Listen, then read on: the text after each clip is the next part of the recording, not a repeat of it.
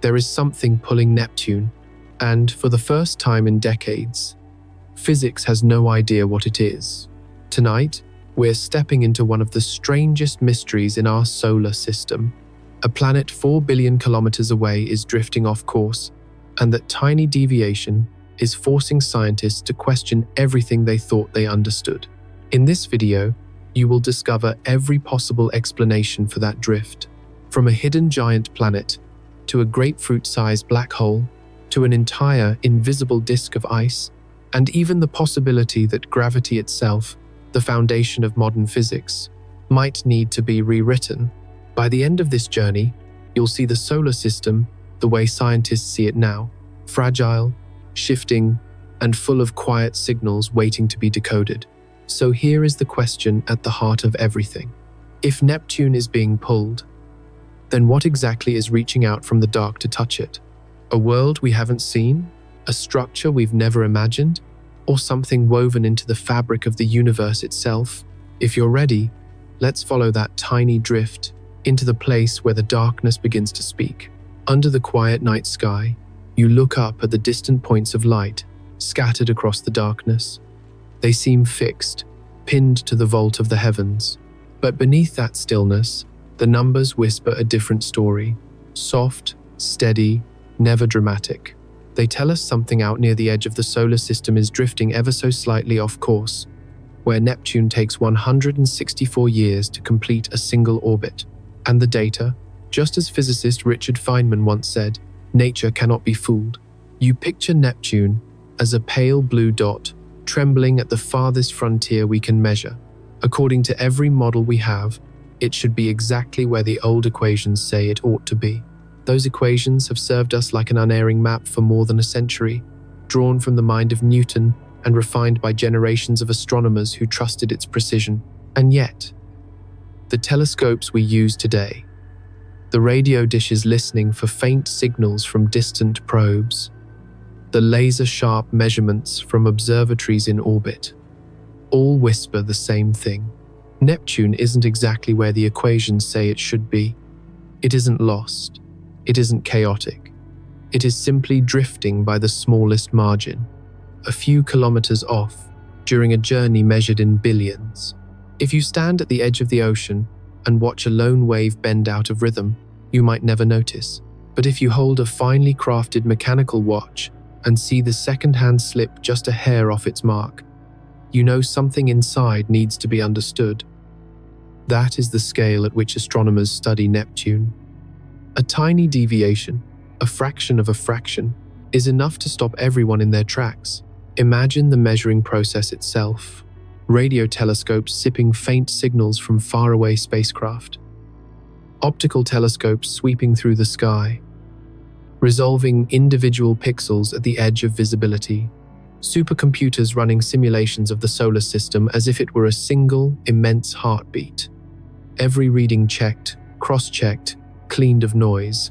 And after all that, when every safeguard is in place, the same message surfaces again. Neptune is drifting. This leaves us with two possibilities. One belongs to the cautious heart of science. Maybe we measured incorrectly. Maybe a subtle bias sits somewhere inside those enormous datasets. Maybe a sensor needs calibration. Maybe a simulation needs one more variable. Science always questions itself first, because doubt is the tool that polishes our understanding. But the second possibility is where the mystery begins. The possibility that draws us closer to the sky.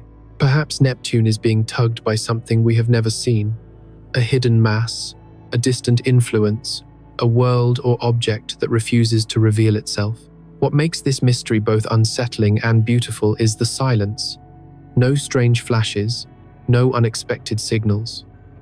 Just Neptune, coasting slowly, calmly, slightly askew. The deviation is too small for your eyes to catch, but too persistent for mathematics to ignore. It is like a single stroke of ink that someone invisible nudged just a little while the universe wasn't looking. History tells us that slight mismatches like this have meaning. Uranus once defied every equation humanity had. Two mathematicians used that defiance to predict the location of a planet no one had ever seen. And they were right. Neptune appeared exactly where their numbers said it should be, on a September night in 1846. A planet revealed itself because another planet drifted.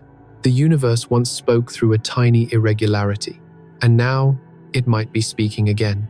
Today, our tools are sharper.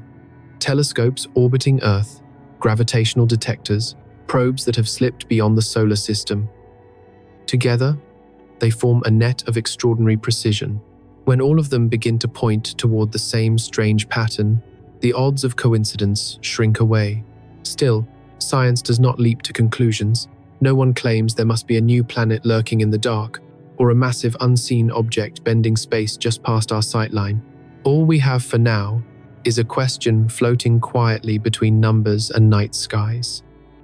But that question is what makes the pursuit beautiful. You do not know the answer. You only know that reality must be consistent, and when that consistency bends, even slightly, a new doorway appears. Neptune's drift feels like a gentle tapping on that door. It urges us to revisit what we thought was complete. It challenges our sense of certainty. It reminds us that far from the warmth of the sun, where light fades into a thin ribbon of blue, the universe is still working in ways we do not fully understand. Close your eyes and picture Neptune again, moving in its vast cold arc. It does not announce anything. It does not signal or warn. It simply moves, following a rhythm of its own. But data does not lie, and the data keeps repeating the same quiet truth. Something is bending the path ahead. Maybe it is a massive world. Maybe a collection of tiny, unseen bodies. Maybe a primordial black hole, no wider than a fruit. Or maybe it is our understanding of gravity itself that needs to change. And so the final question drifts through the night, refusing to settle. If there is an invisible hand out there, quietly tugging Neptune away from the orbit drawn a century ago, what is it?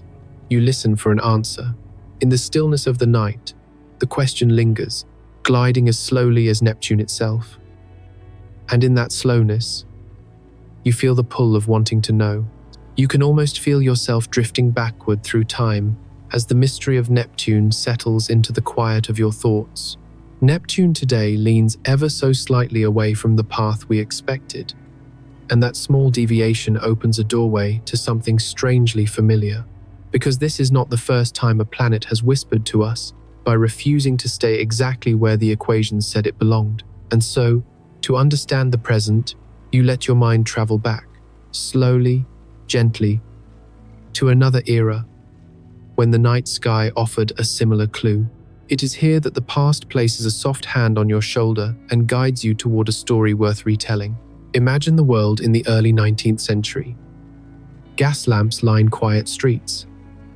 Observatories are cold stone buildings, with long tubes of brass stretching into the night.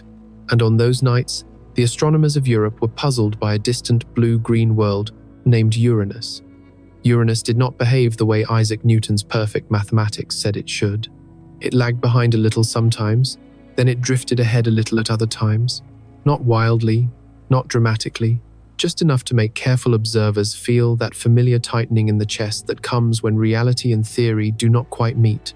You can picture Uranus in that era as a restless child, one whose footsteps do not quite match the chalk lines drawn on the floor. Astronomers charted it again and again, with as much patience as stargazers can summon, and still they found themselves frowning at the numbers. The planet was off by a few seconds of arc, a movement barely perceptible in the vastness of space, yet unmistakable to those trained to notice the smallest tremor. It was as if the heavens were bending slightly beneath an unseen weight. Two mathematicians, working independently, yet guided by the same inquietude, decided to confront this strangeness directly. One was the Englishman John Couch Adams, the other, the Frenchman Urbain Le Verrier. They shared no laboratories. They exchanged no emails or messages. They simply took sheets of paper, sharpened their pencils, and began the slow work of tracing orbits through the mind alone. Day after day, they let numbers speak. They studied the way Uranus hesitated, the way it surged forward. They listened to the rhythm of its irregularity and asked what invisible companion could be tugging on it. There is a beautiful simplicity in their approach. No spacecraft, No radio dishes, no computers, just the laws of nature and the faith that reality is coherent. They assumed something massive and distant must exist beyond Uranus, a world that had not yet been seen. And from that assumption, they calculated where it had to be. They constructed a portrait of a planet from nothing but a disturbance. It is a kind of intellectual alchemy, the transformation of error into revelation. The story reaches its quiet climax on the night of September 23 in the year 1846. In the Berlin Observatory, astronomer Johann Galle and his assistant Heinrich D. Arrest turned their telescope toward the coordinates supplied by Leverrier. They did not know what they would see. They were following nothing more than the faintest of hints. The dome of the observatory rotated with a slow groan. The eyepiece lowered. The night air held its breath. And then there it was, a small, steady point of light, just a little off from where the stars should have been. A world that had never been seen by any human eye. Neptune, revealed by a mismatch in the dance of Uranus. A planet discovered not by chance, not by luck, but by the marriage of mathematics and curiosity. The discovery became an instant legend in science, and it illustrated what physicist Albert Einstein would later articulate with uncanny precision when he said, "The eternal mystery of the world is its comprehensibility." For the astronomers of that century, this was a moment of absolute triumph. A tiny imperfection in Uranus had turned out to be the fingerprint of an entire unseen realm. A disturbance had led to a discovery. And as you reflect on that, as the memory of 1846 settles over you like a soft blanket, you begin to realize why the drift of Neptune today feels eerily familiar. The thread between past and present becomes clear. Uranus veered from its predicted path, and the universe rewarded our curiosity with a new world. Now Neptune is doing the same. Another slight deviation, another pause in the equations, another hesitation in the great celestial symphony. It is almost as if history has begun to rhyme with itself, as if the cosmos is repeating a lesson in a softer voice, yet the similarity is only the surface. Beneath it lies a deeper question. If Uranus once pointed toward Neptune, then what might Neptune be pointing toward now? A new planet, a cluster of unseen icy bodies far beyond our reach, a primordial black hole no larger than a fruit, or perhaps something more profound. Maybe the drift is not the mark of a hidden object, but the sign that our understanding of gravity itself is incomplete. When Einstein wrote, "The most incomprehensible thing about the universe is that it is comprehensible," he was speaking to this very tension. The universe reveals itself through the cracks. As you consider Neptune's gentle defiance, you begin to hear that tension echo across time. From 1846 to the present day, the repeated message is the same. When the heavens do not behave the way we expect, they are not breaking the rules. They are asking us to look closer, and so you stand with one foot in the past and one in the present. You see Uranus whispering toward Neptune. You see Neptune whispering toward something else. You feel the story tightening, drawing you onward. If history truly rhymes, then perhaps the next verse is already forming at the edge of the dark, waiting for someone patient enough to listen. And the question hovers gently in the stillness. If the pattern is repeating, if the universe is offering another quiet nudge, then maybe what waits for us beyond Neptune is not just another planet, but something stranger. Something that asks us to rethink what we know. Something that turns a small deviation into a new frontier. You look up. The night is silent, but the story is still unfolding. When you step out of the story of 1846, blinking as you return from the candlelit halls of old observatories, you feel the world shift beneath your feet. The ink-stained papers of Adams and Leverrier fade into the background. The brass telescopes settle back into silence. And in that silence, you sense something pulling you forward, gently but unmistakably, into the modern age. You move from pencil lines drawn on parchment to engines humming in the dark of space. From lonely astronomers, calculating by hand, to spacecraft drifting through the rings of Saturn, The mystery that began with Uranus and echoed through Neptune now stretches its fingers into the present, and you follow it into a new chapter where the tools have changed but the questions remain. And at the heart of this new chapter stands Cassini. For more than a decade, the Cassini spacecraft orbited Saturn with a patience that only machines and planets seem to possess. Day after day, year after year, it traced Saturn's path with extraordinary precision. Its instruments measured the planet's position down to margins so fine they would feel absurd on Earth. But in space, precision is not a luxury. It is the language nature speaks. Cassini became fluent in that language, listening to the tiny tremors of Saturn's orbit as if they were notes in a cosmic song. The beauty of Cassini's work lies not just in what it saw, but in what it allowed us to infer. Once you know the position of Saturn with astonishing accuracy, you can extend that precision outward. It is like securing one link in a long chain. When that link is exact, the rest of the chain no longer shakes freely. Its tension spreads outward to Uranus, Neptune, and beyond. Every equation becomes sharper, every orbit becomes more tightly constrained. A clearer picture of the entire solar system begins to form. And that is when something interesting happened.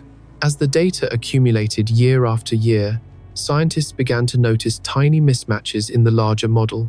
Not mistakes, not random noise. These deviations were faint but persistent, repeating across multiple sets of observations, across instruments, across methods. A pattern began to emerge. The outer planets, especially Neptune, were not aligning perfectly with the predictions drawn from the newly refined model anchored by Cassini's measurements. It was as if Cassini, without ever intending to, had become the ruler by which the entire solar system was now measured. And when measured against that ruler, the solar system revealed a slight but consistent trembling. You can imagine the way scientists looked at those numbers, slowly, carefully, not with alarm, but with the alertness of someone who senses a meaningful detail hiding beneath the surface. Think of a master watchmaker lifting a handcrafted timepiece to his ear. The ticking continues, calm and regular, but the master knows that one click in 5,000 is slightly off. Not enough to stop the watch, not enough to break it, just enough to suggest that something deep within the gears is shifting. That is the kind of awareness Cassini forced upon us. Its precision was so great that even the smallest deviation from expectation took on weight. It reminded scientists of something Richard Feynman once said: "The first principle is that you must not fool yourself, and you are the easiest person to fool." With Cassini, there was no fooling left. The data was too clean. The spacecraft had become, without intention, a kind of stethoscope pressed against the chest of the solar system. It listened to the gravitational heartbeat of our cosmic neighborhood, and in that heartbeat it found a slight irregularity. The question that followed was simple, but not easy. What was causing the discrepancy? Some scientists wondered whether the deviation was simply the echo of measurement error, just as earlier astronomers once wondered about Uranus. But the more the data was examined, the more stubborn it became. This was not a glitch occurring once or twice. It was a melody repeating across different years, different orbits, different configurations of the planets. Others suggested tiny, unaccounted for influences, instrument drift, solar radiation pressure, minute gravitational nudges from passing asteroids. But none of these explanations survived long against the relentless pressure of the numbers. Every simple answer was shaved away until only the deeper questions remained. You find yourself returning to the sense of wonder that threaded through the story of Uranus and Neptune in the 19th century. There is something profoundly human about this feeling. The moment when the universe shows you a detail so delicate that only the most attentive tools could have found it. The moment when you realize that a nearly invisible shift may be pointing towards something grand. Cassini did not just orbit Saturn. It tightened the framework of our understanding, pulling every equation taut. And once everything was pulled tight, the imperfections became visible. They were small, quiet, maybe only a few heartbeats of gravity out of the billions that echo across the solar system, but they were real. You sensed the story building, the way a long-held breath gathers at the edge of a realization. If Cassini has listened so deeply to the rhythms of the planets and found that one rhythm is slightly out of time, then something must be nudging the beat. It could be a distant planet. It could be a cluster of icy bodies scattered far beyond Neptune. It could be a new understanding of gravity itself waiting to be born. The mystery does not shout, it whispers. It draws you in the way a faint glow on the horizon invites you to walk one step farther into the dark. And that whisper leaves you with a final question, soft yet insistent. If Cassini has truly heard a subtle shift in the gravitational heartbeat of the solar system, then what is causing the pulse to slip? What force? What object? What idea?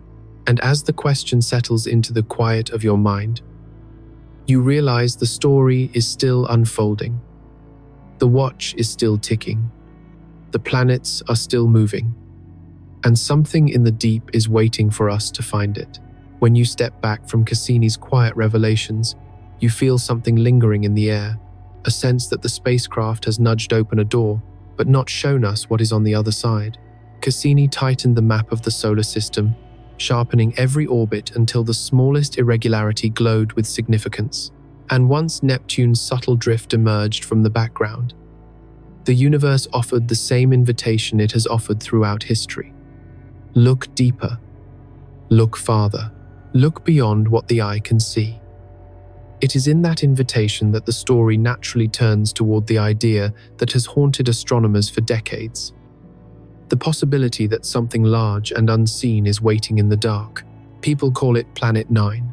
The idea comes gently at first, almost shy, the way most scientific revolutions do. Perhaps the simplest explanation for Neptune's slight misbehavior is the same explanation that once made Uranus drift. A planet, another world circling the sun far beyond Pluto, hidden in shadows colder and darker than any place we have ever visited. It sounds bold, but not outlandish. Nature tends to echo itself. If one invisible planet solved the mystery once, perhaps another is waiting to solve it again. To understand why this idea is not just wishful thinking, you have to visit a distant region called the Kuiper Belt. Picture a vast ring of icy fragments, remnants from the early days of the solar system, drifting slowly in orbits that stretch and twist like pale ribbons in the dark. Most objects in the Kuiper Belt behave as expected. They scatter, they roam, they drift in a kind of cold freedom. But then there are the others, the strange ones, the bodies whose orbits are unusually long, elongated, and aligned as if something were quietly shepherding them from afar. Astronomers noticed that these distant objects were not scattered randomly. Instead, their orbits pointed in similar directions, like a group of travelers all leaning toward the same invisible landmark. It was odd, it was subtle, but it was real. And when simulations were run, one idea kept resurfacing. If a massive planet existed far out in the darkness, a world perhaps 10 times the mass of Earth and orbiting hundreds of times farther from the Sun than Neptune, it could pull those distant bodies into that strange alignment. It would not tug them quickly, it would not announce itself loudly, it would guide them slowly, almost ceremonially, over millions of years. The simulations were beautiful in their simplicity. Insert a distant planet into the model and the alignments appear. Remove the planet and the alignments dissolve into noise. The math seemed to whisper that something heavy was out there, something patient, something gravitationally powerful and yet visually invisible. And so the search began. Over the years, large telescopes swept across the suspected region of the sky. Sensitive cameras scanned pixel after pixel of darkness. Software sifted through terabytes of faint starlight looking for a single wandering point that did not belong. The search had a peculiar romance to it, the idea that a giant world could be hiding somewhere above your head, and you might never know it unless technology made the darkness just a little thinner. But night after night, year after year, the sky stayed quiet. No moving dot, no pale spark, no sign of a giant world drifting along its unimaginable orbit. The telescopes returned photographs filled with stars and galaxies, but the one thing everyone hoped to find did not appear. You can almost feel the tension in the silence, the sense that the universe is folding its hands and raising an eyebrow, as if testing our patience. If Planet 9 exists, why has it been so difficult to detect? The question stretches across conference tables, across observatories, across late-night discussions between researchers who stare at sky maps until their eyes lose focus. Some think the planet could be far dimmer than expected. Perhaps it reflects very little sunlight, its atmosphere swallowing the light like a muted whisper. Others think it may be positioned in a part of the sky that is notoriously hard to search, a region crowded with background stars, or lost in the slow drift of the Milky Way's glow. Still others propose that it could be much farther away than we predicted, so distant that even our best instruments cannot yet distinguish it from the static of deep space. And then there are the scientists who take the mystery as an invitation to doubt. Doubt the observations. Doubt the simulations. Doubt the tidy idea that a single massive object is responsible for the alignments. In science, doubt is not the enemy. Doubt is the compass. It is like what the astronomer Carl Sagan once said: extraordinary claims require extraordinary evidence. Planet 9 is, in many ways, an extraordinary claim. As you think about that idea, you can sense why the question is so compelling. If a giant world really is hiding in the shadows, it would change the shape of the solar system as we know it. It would expand its boundaries, alter its history, and tell us that even in our own cosmic backyard, there are secrets we have not yet uncovered. The thought carries a thrill, a tug at the imagination, a kida, but the silence of the sky remains, cold, patient, unmoved. You find yourself circling back to the mystery that links all these threads together. Cassini's precision, Neptune's drift, the odd alignments of distant icy bodies, the simulations that conjure a ghost-like planet shepherding the outer edge of the solar system. Everything points towards something, yet the sky refuses to give us the final piece. It is in that tension that the story finds its deepest beauty. The possibility that a giant world is hiding beyond Neptune feels both ancient and modern at once. Ancient because it echoes the discovery of Neptune itself. Modern because the tools we use today are so much more powerful, yet the darkness remains just as stubborn. If Planet 9 truly exists, why has the sky stayed silent for so long? Is the planet simply too faint, too distant, too cold? Or is the universe suggesting that we are looking for something in the wrong way?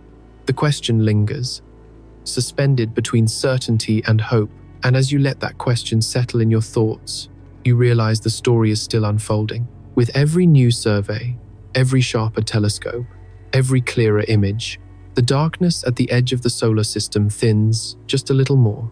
And somewhere out there, whether it is a planet or something stranger, something waits to be found.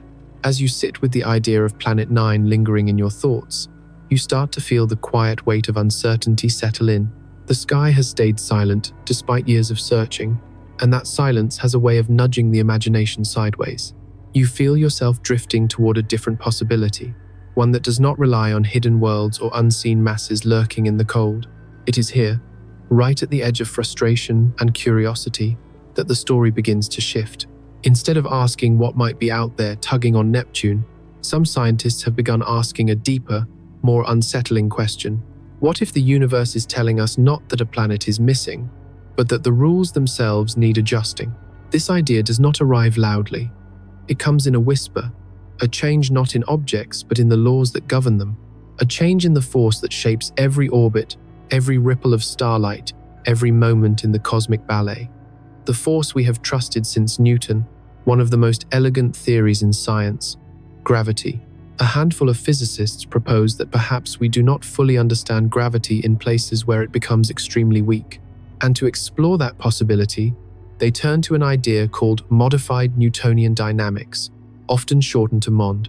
It is a theory that walks softly, not challenging Newton's brilliance outright, but suggesting that his laws might bend just a bit under the faintest of gravitational fields. MOND grew out of a problem that has puzzled astronomers for decades. Galaxies spin too fast. If they followed Newton's laws exactly, they should tear themselves apart.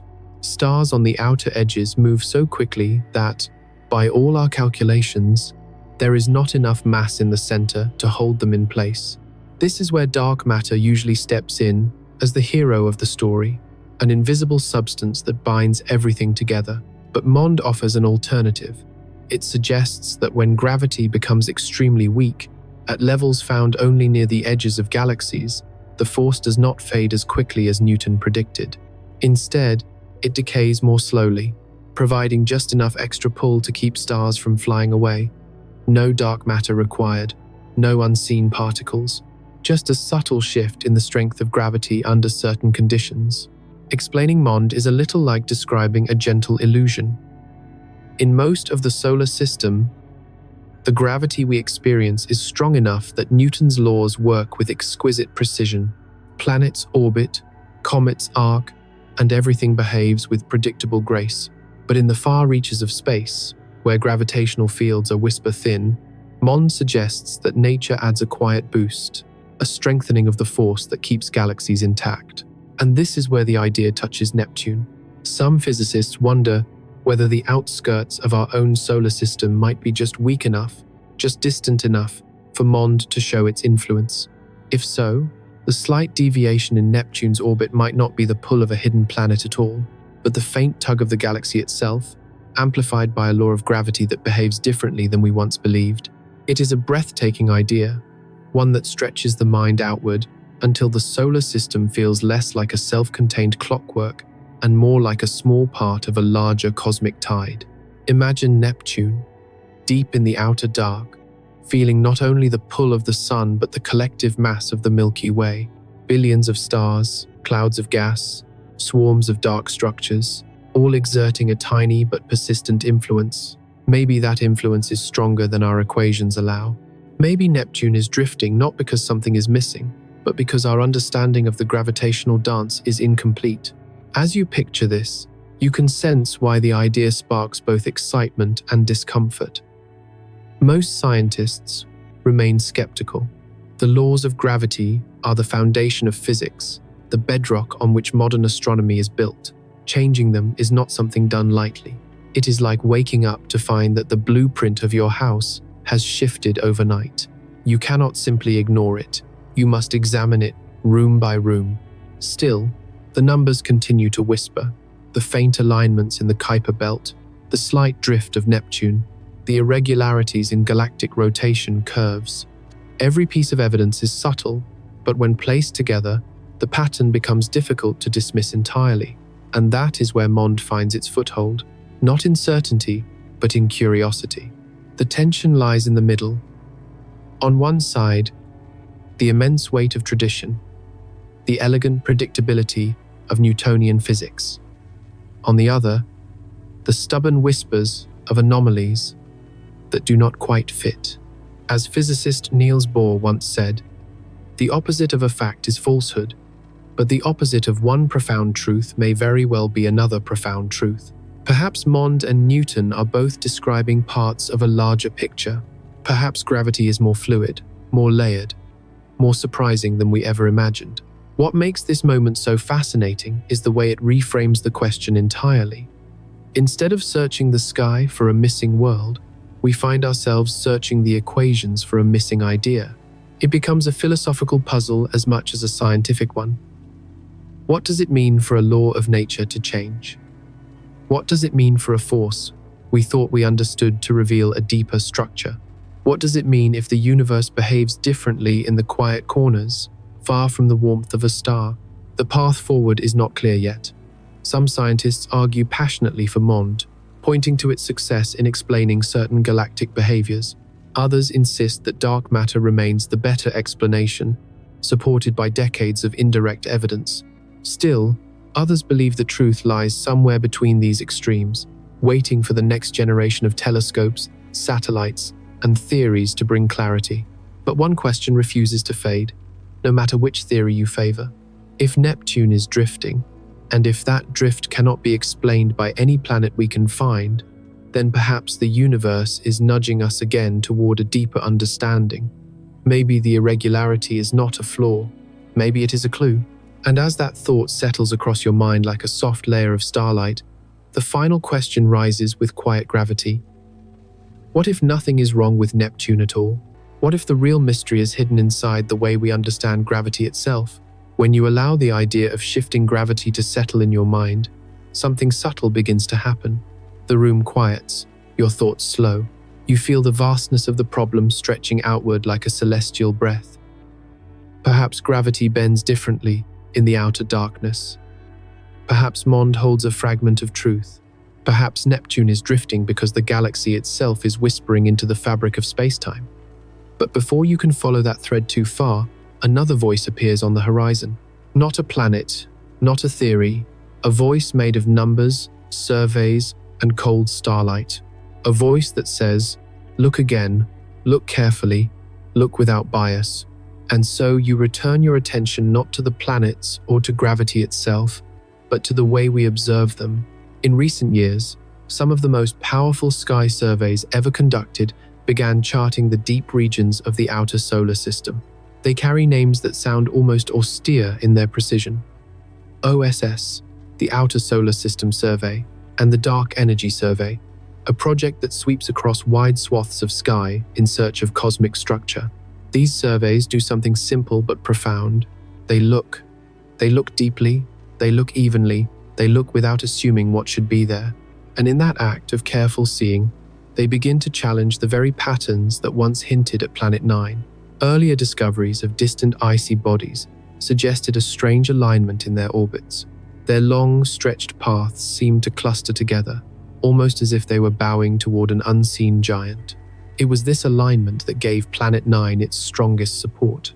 But as deeper surveys began combing through the sky, astronomers realized that what we choose to look at shapes what we think we find. Certain regions of the sky had been studied far more thoroughly than others.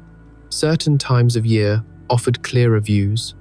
Certain biases crept into the data without anyone meaning for them to. The surveys did something essential.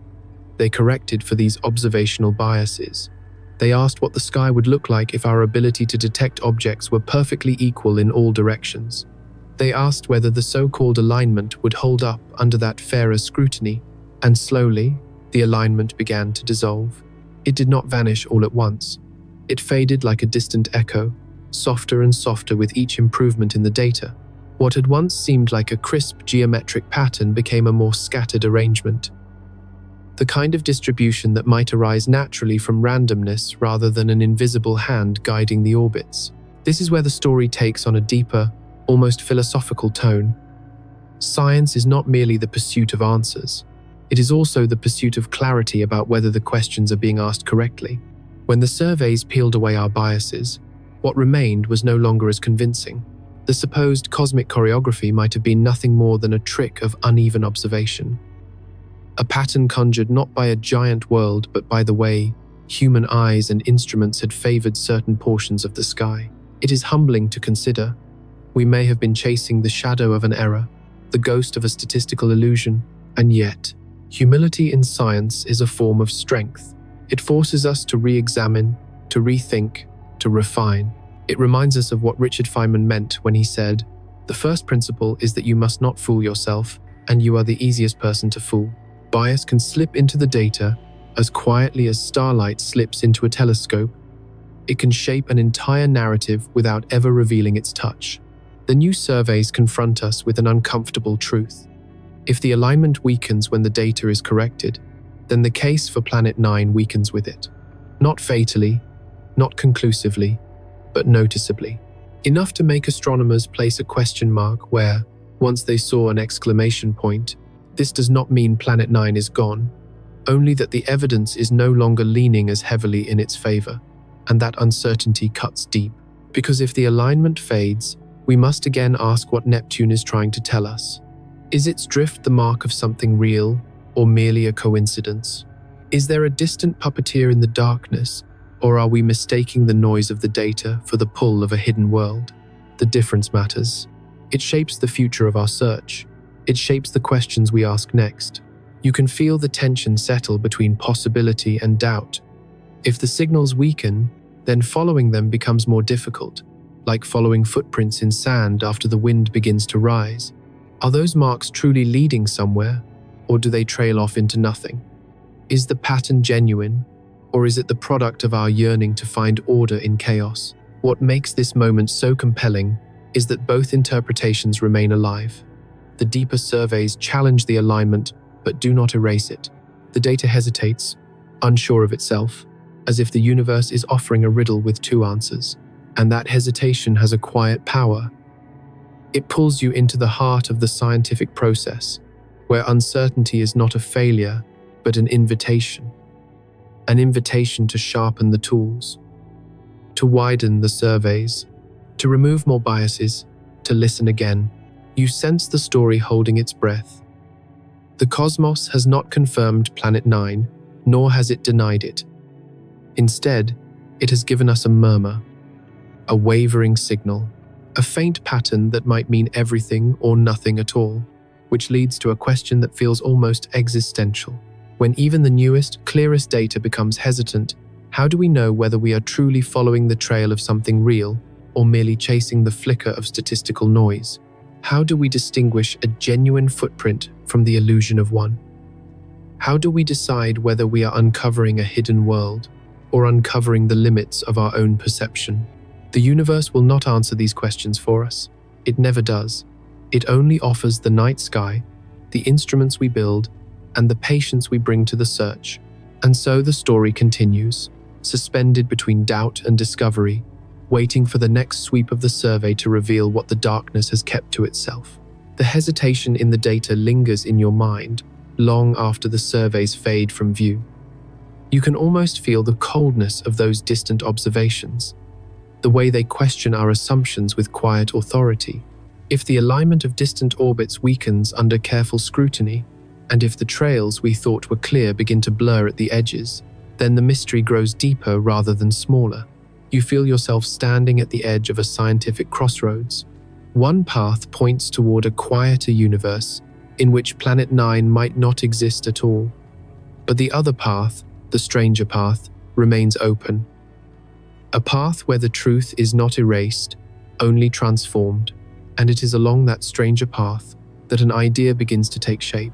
Not a planet, not a world of ice and rock, something far more peculiar. Some scientists have suggested that Planet 9 might not be a planet in the traditional sense. Instead, they propose something that feels like it drifted out of science fiction and quietly sat down in the middle of astronomy. A primordial black hole, so small it could fit in the palm of your hand, barely larger than a grapefruit, but so dense it could outweigh several Earths. It is an image that catches the breath. A black hole no wider than a fruit drifting slowly through the outer solar system, like a silent ember of the early universe. A remnant from the first moments after the Big Bang. A relic hiding in the cold and waiting for gravity to betray its presence. To understand why such an idea is even considered, you must return to the nature of black holes themselves. They do not glow, they do not sparkle, they do not reflect. They devour light and reveal themselves only through their pull. Their gravity is their signature. Everything else is silence. This is why the telescopes searching for Planet 9 have found nothing. They are looking for light, a faint dot, a glimmer of reflected sunshine. But if the object out there is a black hole, then the search was doomed from the start, like trying to find a whisper with binoculars. There would be no dot, no shimmer, only gravity, and gravity alone is invisible. Once this idea is spoken aloud, it begins to settle into place with an eerie logic. If Planet 9 is actually a black hole, then the sky's silence is not a problem. It is an answer. We have been searching for the wrong kind of thing. As the physicist Kip Thorne once said, black holes are places where God divided by zero. They break every intuition we have built from the visible world. They do not announce themselves with light. They erase the very concept of it. A grapefruit-sized black hole lurking at the edge of the solar system would not be bright. It would not be warm. It would not even distort the background stars in a way our current telescopes could easily detect. But it would pull. It would tug on the orbits of distant icy bodies. It would shepherd their paths into the strange alignments we have puzzled over. It would quietly rewrite the structure of the outer solar system without ever revealing its form. That is why a handful of researchers began to ask whether the missing world might actually be a missing glow, a point of darkness masquerading as the absence of a planet, a mass without a surface, a force without a face. If that idea sounds unsettling, there is a reason. Black holes remain among the most mysterious objects in the universe. Even the ones at the centers of galaxies challenge our understanding. The idea of one hiding at the edge of our own solar system is almost mythic, and yet, primordial black holes have long been discussed as possible remnants of the earliest cosmic expansion, formed in the first fraction of a second after the universe began. If even one survived and wandered into the outskirts of our star's domain, it would appear exactly as Planet 9 appears now, not through light, only through gravity. Astronomers have begun exploring a new idea. If such a black hole were surrounded by a cloud of dark matter or small debris, it might occasionally produce tiny, fleeting bursts of gamma rays as particles interact near its edge. These bursts would be incredibly faint, the faintest of whispers, but still detectable with the right instruments. If we ever saw such a signature drifting across the sky, it would be a revelation, a cosmic fingerprint belonging to a hidden singularity sitting in the cold. And so the story takes on a new shade of mystery, one that blends quiet awe with a subtle unease. If Neptune is drifting, and if the alignments in the outer solar system are more than statistical illusions, then perhaps we are not searching for a planet at all. Perhaps we are searching for something older, something darker, something far stranger than a frozen sphere circling the sun in lonely silence. You feel the weight of that possibility settle into the story like a deep bass note. What if the pull on Neptune is not from a world, but from a hole in space-time itself? What if the object shaping those distant orbits is a remnant from before stars existed? A fossil of the Big Bang hiding in our own cosmic backyard? The question rises slowly, deliberately, like a tide lifting in the dark. If the thing we seek is not shining, not spinning, not reflecting, but collapsing inward on itself with unimaginable density, then how do we find it? How do we follow something that leaves no trail but the faintest gravitational tug? How do we search for a shadow that carries the mass of multiple Earths? The universe, as always, does not answer directly. It leaves us with the puzzle, a whisper of gravity, a drift in Neptune's orbit, a pattern that may be fading or may be pointing toward a truth we have not yet learned to see. And so your thoughts settle on the final question, thin and sharp as a distant starlight. What if the thing tugging on Neptune is not a world of ice and stone, but a tiny, ancient black hole hiding quietly at the edge of the sun's domain? What if the darkness at the outer rim of the solar system is not emptiness at all, but a presence waiting to be found? The thought of a tiny black hole drifting through the outer solar system lingers like a shadow in your mind, carrying with it the strange thrill of the unknown. But even as the idea settles, you sense that the story has not finished expanding. The universe rarely offers just one explanation, and the cosmos at the edge of the sun's reach feels too vast, too layered, too subtle for a single possibility to dominate the stage. As your thoughts drift outward again, another idea begins to rise from the dark, an idea not centered on one hidden giant or one ancient singularity, but on something far more communal, a chorus instead of a solo. What if the thing tugging at Neptune is not a planet and not a black hole? What if it is something quieter, broader, and more diffuse? Something made not of one mysterious object, but of thousands upon thousands of small, frozen bodies moving in silent unison through the cold. Some astronomers have begun to explore this alternative. Instead of imagining a single dominant world lurking in the shadows, they consider the possibility of a massive disk of icy debris stretching far beyond Neptune, a wide, faint structure composed of countless small objects too dim for our telescopes to see. Tiny worlds, each insignificant on its own, but together forming a gravitational presence large enough to nudge Neptune ever so slightly off course. It is an idea as beautiful as it is humbling. The possibility that the universe's influence does not always come from the grand and the singular, but sometimes from the collective, a quiet accumulation of frozen stones, each no larger than a city block, each reflecting barely a whisper of sunlight, drifting through the dark like a hidden snowfall. To picture this, Imagine a vast ring that is not quite bright enough to reveal itself. It encircles the sun like a faint ghostly halo. Its particles spread across billions of miles. Not a glowing Saturn-like ring, but a shadow ring, a darkened curtain of ice and rock so subtle that even our most advanced surveys struggle to detect its presence. Picture it as a blindfold wrapped around the solar system. A wide, cold, nearly invisible band of material that sways with the slow music of gravity. You can almost feel it spinning in the dark, a gentle, continuous motion that has endured for billions of years. If such a disk exists, its combined mass could shift the orbits of the outer planets in delicate but measurable ways. Neptune, being the farthest major planet, would feel this tug most clearly. The perturbation would be faint, but real. Enough to leave a signature in its trajectory. Enough to stir the curiosity of astronomers who notice when even a fraction of an arc-second falls out of place. And yet, like every elegant theory, this one comes with a challenge. If the disk were truly massive enough to influence Neptune, why have we not seen more of its pieces? Even though individual fragments would be faint, the disk as a whole should produce a detectable pattern of small, icy bodies. Dozens, hundreds, perhaps even thousands. Objects whose orbits would hint at a structure larger than any planet. A structure shaped by time rather than by a single gravitational tyrant. But the sky remains stubbornly quiet. We do not see the expected multitude of objects. We do not detect a clear, bright population of icy fragments.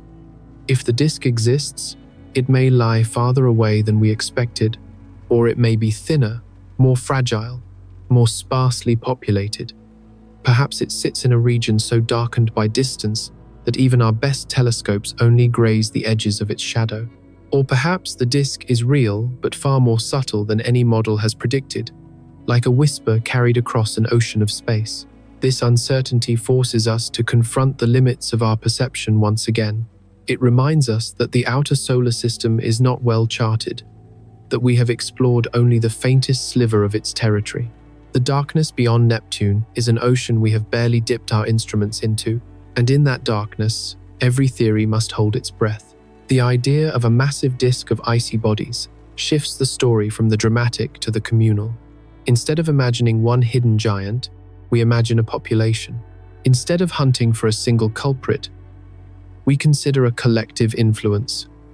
This is the cosmos teaching us, once again, that gravity does not care about spectacle. It cares only about mass, distribution, and the quiet pull of one object upon another. There is something deeply human about this perspective. It echoes the idea, expressed by the physicist Vera Rubin, that science is a way of thinking much more than it is a body of knowledge. To consider a disk instead of a planet requires not only data, but imagination, a willingness to zoom out, a willingness to accept that the universe may be shaped by what is small and numerous, rather than what is large and singular. You can feel this idea settling in your mind, growing roots in the quiet spaces between certainty and speculation. If the outer solar system contains a veil of icy debris, then Neptune's drift may not be a call to find a hidden monster, but an invitation to study a hidden landscape, a terrain made not of continents and oceans, but of dust and ice, swirling around the sun in a slow and ancient dance. And that brings the story to its central question. If the mystery of Neptune's orbit is tied not to one massive body, but to an unseen sea of frozen fragments, how do we begin to map such a place? How do we trace a structure that hides so well?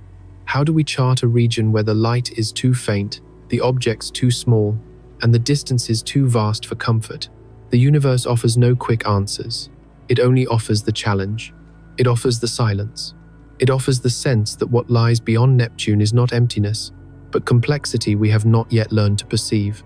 And as that thought settles like snowfall in the dark, you find yourself wondering, if the secret of Neptune lies not in a single gravitational giant but in an invisible ocean of ice and rock, how will we ever redraw the map of the solar system to reveal what has been hiding there all along?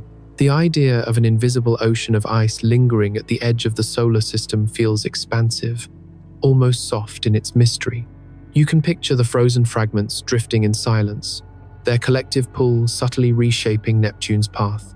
But even as this image settles into place like a curtain of frost, another question begins to rise from beneath it, one that widens the frame far beyond the outer planets and even beyond the gravitational reach of the Sunday. The closer you look at Neptune's faint misalignment, the more it seems to point outward, not just toward hidden objects, but toward the larger structure that envelopes us all.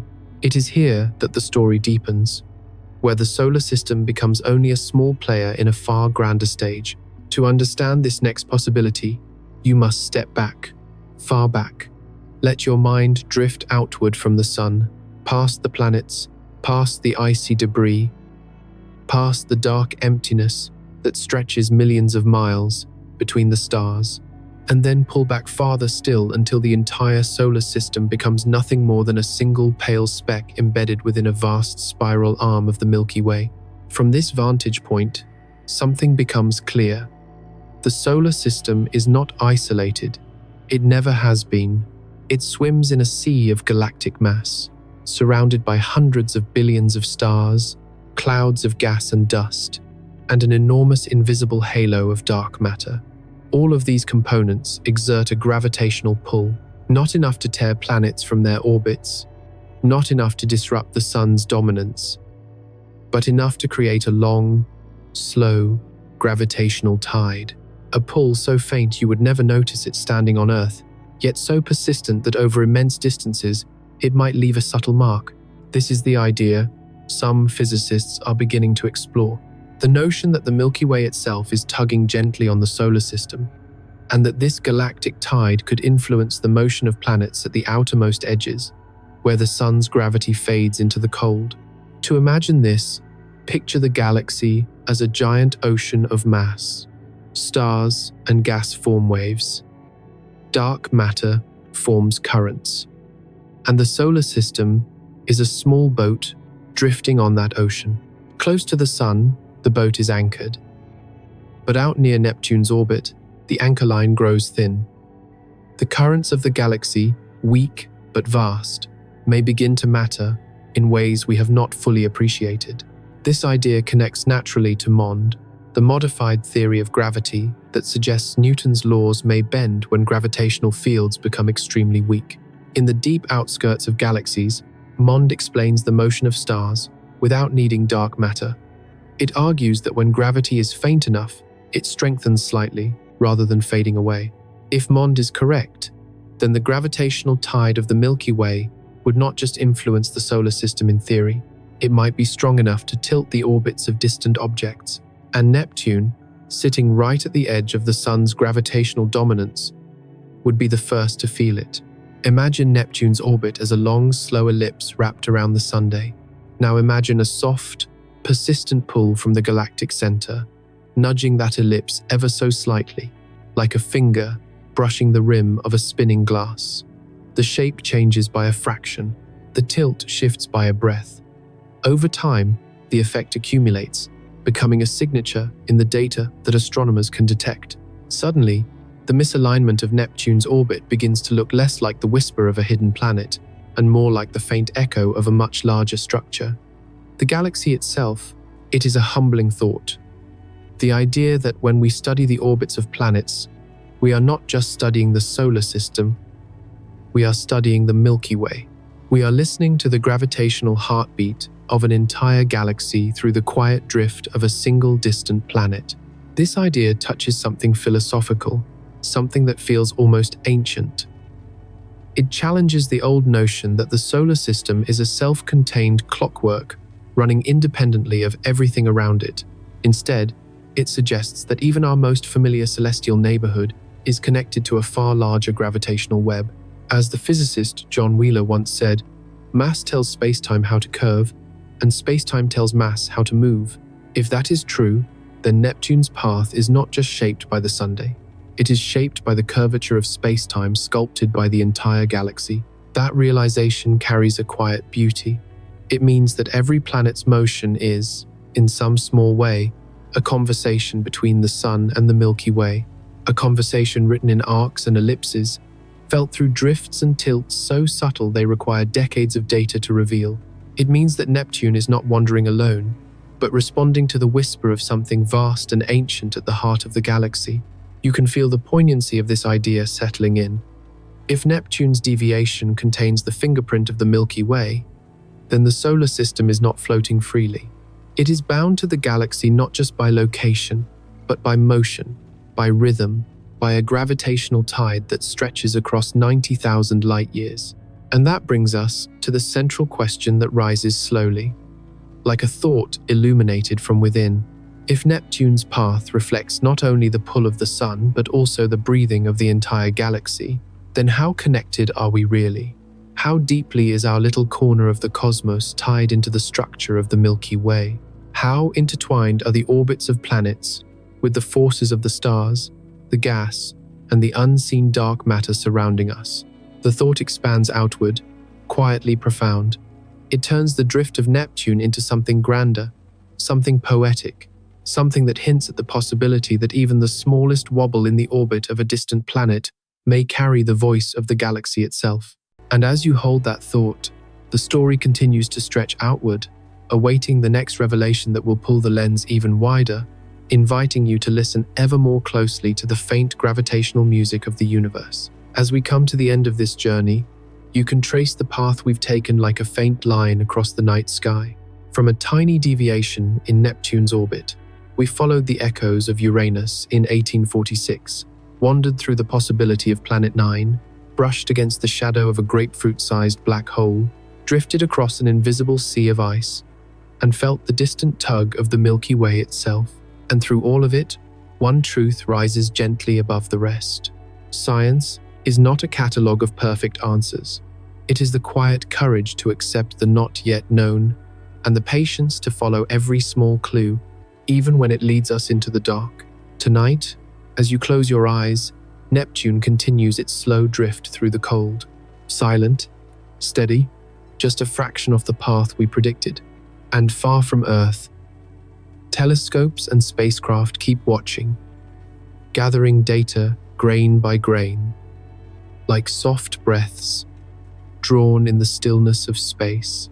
Because in a universe this vast, it is often the smallest deviations, a planet, a number, a hypothesis, that open the doors to entirely new horizons.